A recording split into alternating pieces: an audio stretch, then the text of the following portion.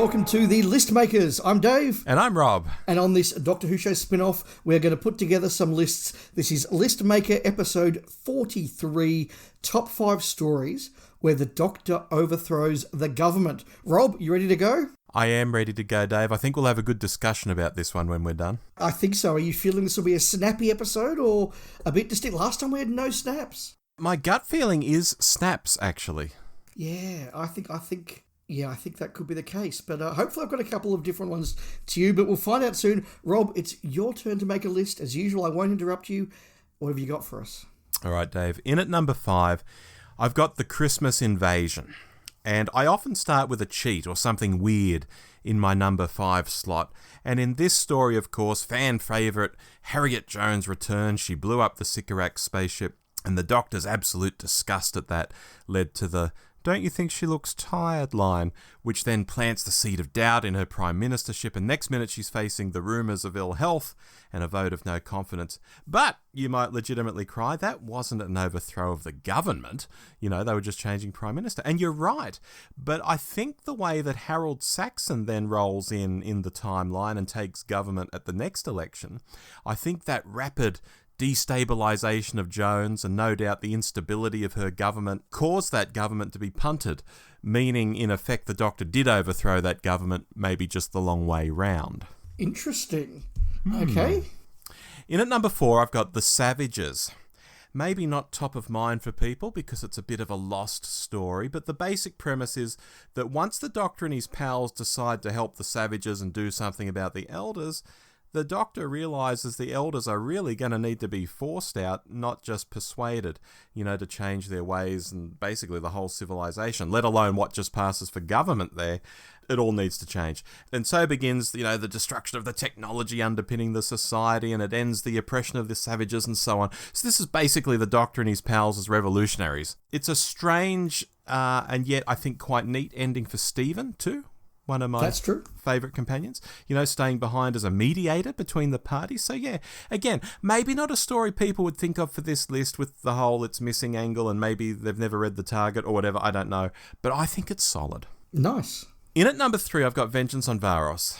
A bit of a different one here because although the Doctor and Peri end up in a place that's quite horrible and you think, gosh, things have to change here, and in the end we do get that change, it's through the very different method of them working with the governor and stopping Syl from taking over Varos that change is effected. And I think that's quite interesting. You have the governor who's born into the elite of society. He's born to rule.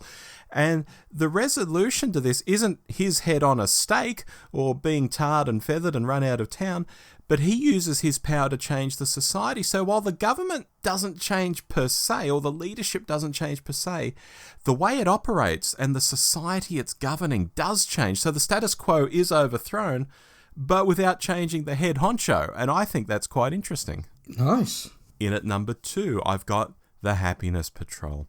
And I realise people are listening right now probably having a bottom-clenching moment, oh, how can he say The Happiness Patrol at number 2? Isn't that the toppermost of the poppermost, when it comes to the Doctor overthrowing governments? And sure, it's one of the biggies and it deserves to be here in the list. It's at number 2. But I do have one more that I think is better. But for this story, there's just so much to dig into. The Helen A. Thatcher impression, that can't go unmentioned. There's more than a little gay subtext. The general vibe of this isn't Doctor Who as we know it. Yet there's also so much in there which is what Doctor Who had been all along. It's one of those stories that you watch and wish Doctor Who had continued production and we'd got the odd story like this from year to year. It's good and it deserves to be here based on the premise of him overthrowing the government in it. Mm-hmm. And finally, at number 1, I'm throwing in Genesis of the Daleks. Now, you all thought I was going to say the Sunmakers, right? Well, I don't know if you were, but maybe you were. But I prefer this. We get the sense that the Khaleds in Genesis are living under some kind of militaristic, totalitarian type regime. We don't really get into a lot of background there, but I believe it's fleshed out in the I, Davros series from Big Finish. And that's one of those I must listen to it one day things, and I believe, Dave, you've recently bought it yourself. So. I have, so I've now moved it from bought to must listen to. Mm-hmm. When that next stage happens, we'll see. Yeah. I know enough about it to know it has characters like the Supremo, who is the leader of the Khaled nation. And all of that governing structure is actually, in effect, blown away at the end of Genesis, even though we don't know that name in Genesis. Retroactively, we know that, well, he must be one of the people who gets blown away at the end of Genesis. So we have, in Genesis, Davros raving that the Khaled race has ended, but the Daleks are going to rise from the ashes. So the Doctor just doesn't overthrow the government here. He sees it obliterated and replaced with something quite new in the form of the Daleks, which is a bit of a whoopsie. But there you go. And that's my 5, Dave. That's my 5. That's your 5. We have a snap. Okay. I'll get on with making my list, then we can have a bit of a chat and see what we've both done. Number 5, I've also gone with a missing story, but I've gone with the Macra Terror. Oh, okay. Because this is a story where the Doctor and his companions rock into this colony world. Everything seems nice, but you slowly learn that there's something sinister crawling away under the surface. You suddenly realise that all of the economy and all of the structure of this colony is all about serving the Macra.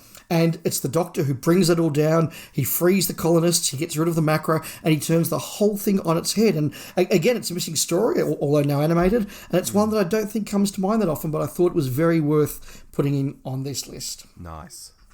Number 4. You know what? I reckon that's better than 4. I'm going to make that 3. Ooh, controversial. And so number 4, I'm now going to say the Happiness Patrol. Okay. Like you, Rob, I think this certainly had to be on the list, but I also don't think that it's the best example out there. And perhaps this is a very good example of where the archetype, whilst good and whilst an archetype, is very basic and very simple in what it does. This is obviously, the famous one. The McCoy Doctor comes in overnight, he overthrows the government, and this is what the Doctor does. And it is interesting to watch the way in which the Doctor does it, because for most of the story, he doesn't actually remove Helena per se. He removes the apparatus of power. He removes, if you like, the secret police and the military and the bureaucracy by removing people like the Candyman, Priscilla P, Daisy K. Taking those people out and removing them from around Helena then means that effectively she has no power structure. And that's a really interesting take, but I think a very basic take. Unlike number 3, which I'm now saying is full circle. Oh, okay. Because this is a case of the Doctor not coming in necessarily throwing over an evil dictatorship or an oppressive, murderous regime. No, the Deciders aren't oppressive and they aren't murderous. They aren't wicked. They're just failing. They're just flawed. And the Doctor doesn't overthrow the government by removing them from power. The Doctor overthrows the government by changing a fundamental part of their society, giving them information on how to launch the ship, and then letting them change their form of government, letting them change the way they approach the government. So were the people in the government changed?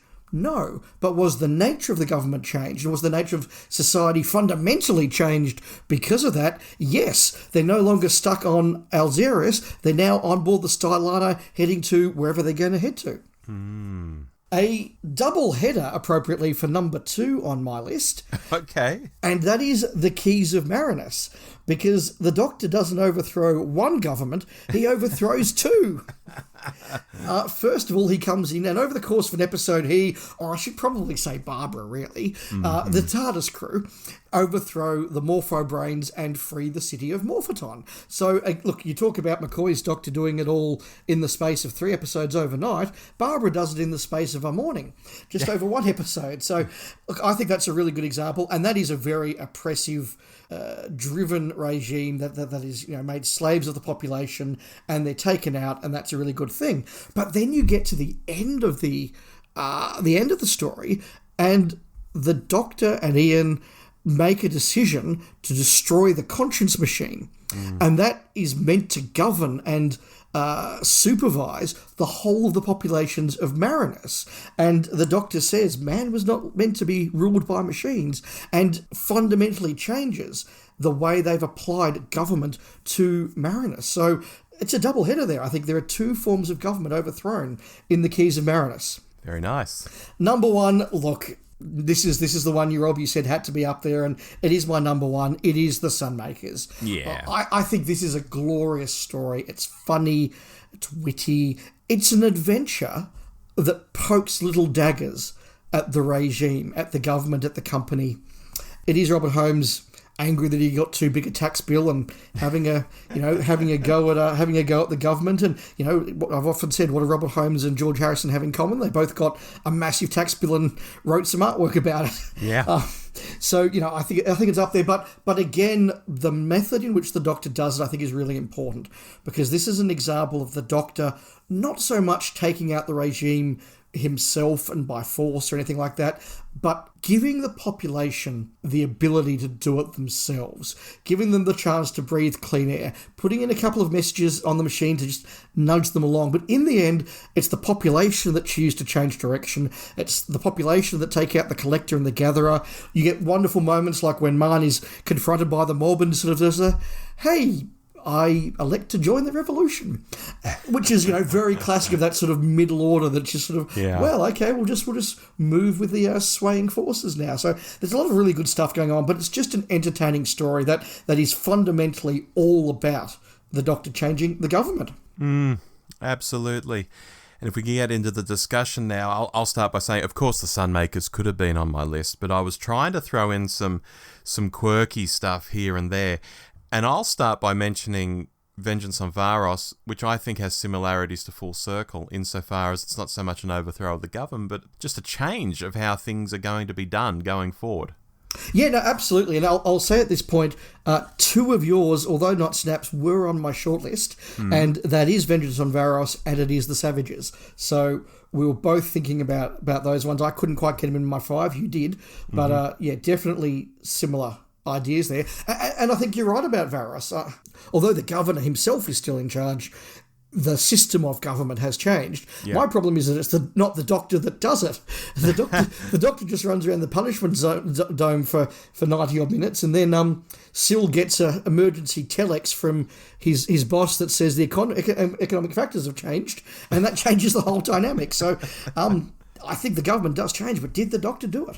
Yeah, I see that. I do see that. But, I think him being there still assists the narrative. Yes. Oh, yeah, for sure. I mean, for sure. I was being a little bit facetious for I know. For the purposes of conversation. I know. The snap we only had one snap, and that was the Happiness Patrol. Expected, I think.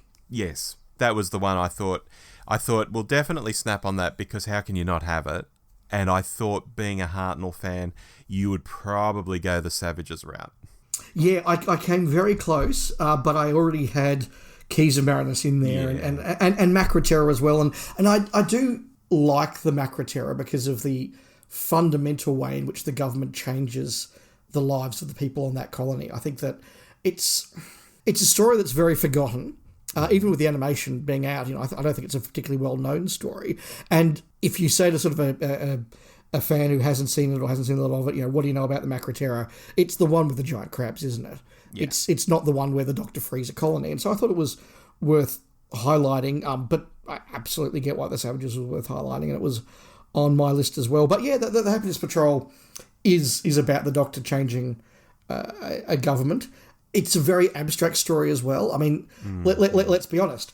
In the Sunmakers, it's all about taxation and oppressing the workers through a very real-world type thing. The same with the Keys of Marinus. The Morpho Brains, although they're using weird sci-fi technology to do the oppressing, they're doing a very traditional oppressive stuff, slave ownership and all the rest of that. I mean, Happiness Patrol, it uses the idea of you have to be happy, which is a absurd idea, but it uses that absurd idea to tell a story, and that I think is very clever and very interesting, but it does take away from its application to the real world, maybe. Whereas something that I think is very much of the real world, and you expressed some surprise at it, I think, was my Christmas Invasion pick, because I do think that Harriet Jones government, or the government that came after her, would have been quite unstable and was ripe for Harold Saxon to sort of pick on. So that's why I went there. Yeah. All right. So let me give you the timeline over the course of about 15 seconds. When you first mentioned it, my initial reaction was, "Oh, really?" Because I have I get very irritated at the sort of the undergraduate student politics way in which Russell T Davies thinks he's doing something very clever. Doesn't she look tired? And then that leads to the collapse of the government. I just go, oh, come on, that's not how it works. That's a bit pathetic, really. But then when you explained that does lead to a change of government, and that power vacuum that the Doctor creates is directly responsible for the Master as Harold Saxon taking over the government. Yeah. I thought, hey, Rob, well done. Well done. You've surprised me there, and I see where you've come from. That's very, very cool. So I started off with Rob, and ended up with Rob. Oh, that's great. Yeah, I wasn't looking at it so much directly, but sort of like adjacent to what did this affect? What was the knock-on effect, really, of this? Yeah, and interestingly, there's something very particular about the Christmas invasion on our list, Rob. Mm-hmm. Only New Who story. Yeah, it is actually. I just realised that. I hadn't even realised that my list was 5 classics, and indeed my extended list was 7 classics. So between us, we've got only one New Who story, which is interesting because given that New Who, in different ways under different showrunners, has always had this, it's very political, sort of vibe about it and the conversation about it, it's not the one that we went through and said, well, this is where the Doctor does political things and overthrows the government. It was almost all classic series, and going through it spread right across the classic series. We've got a couple of Hartnells, we've got a Troughton, we've got a couple of Toms, we've got a McCoy, we've got a sixth Doctor. Yeah, it's pretty evenly spread across the 7 classic Doctors. It is. And one question that was in my head when I was making all these choices is like, what is government? Like, even in Vengeance on Varos, it's like a governor. Like, is that really the government, or is the government somewhere else and he's just the governor of this outpost? And so I was struggling with what makes up a government. And in a lot of New Who, the Doctor might overthrow some sort of quotation marks regime, but is it the government? So I was kind of getting tripped up on that word from time to time. Yeah, I think that's right. And I certainly chose to cast the net fairly widely and not be too prescriptive. I mean, I'm not saying that the Macra are the government, but they were the regime. They were the controlling force. Yeah. The deciders, very loosely maybe could you call them a government, but they're certainly the governing system of that society. So I think there were some really good, interesting paths that we were both able to go down there. And look, I think listeners would have walked into this and said, okay, well, the Sunmakers has got to be on there, the Happiness Patrol has got to be on there. And yeah, they were. Yeah. But hopefully we've got some other different takes in there as well. But I'm going to be pondering for a while now why we didn't have more New Who. Did we miss something obvious, or is it just not quite what New Who does? I'm going to have to pull out the lists and just see what's on there. And yeah. But we're out of time, so it is now time to turn to the Hat of Rassilon. You're back at home this time. I'm back at home this time, yes. So, this has come in from 2 different listeners, both with the same idea. Thank you to Peter Kavanagh and Blaine Coughlin for submitting top 5 stories that should have been a regeneration story for that Doctor. Oh, golly. That's a tough one. Oh, dear, Yep. That's a tough one, but that's next month's problem. Until then, I've been Dave. And I've been Rob. And we'll make some more lists next month. Bye-bye. Goodbye.